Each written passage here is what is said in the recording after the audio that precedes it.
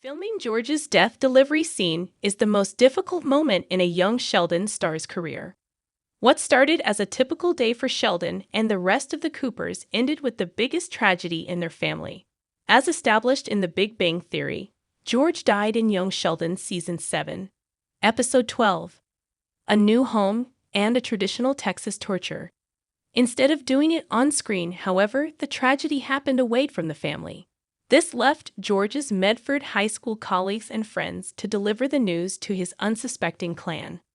Coach Wilkins' actor Doc Farrow took it to Instagram to pay tribute to Lance Barber's George, while also sharing some insight into filming his particular scene in young Sheldon's Season 7, Episode 12. Check out his post below. Farrow references him and Rex Lynn with Barber as a trio, which makes sense, considering that they were George's closest colleagues at Medford High School. They were also the ones who were tasked to deliver the devastating news of George's passing to Mary, Missy, and Nima. Why George's young Sheldon death scene happened off-screen.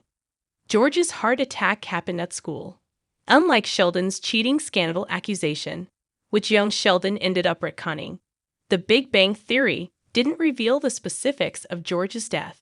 It only established that he was long gone by the time Sheldon met Leonard and the rest of the Pasadena gang. The prequel did establish the Cooper patriarch's health issues, with Episode 3, Poker, Faith, and Eggs, showing him having a heart attack. He was rushed to the emergency room because of chest pains and difficulty breathing, but he was able to get away from it without any permanent damage. The thought of losing George was already too heartbreaking.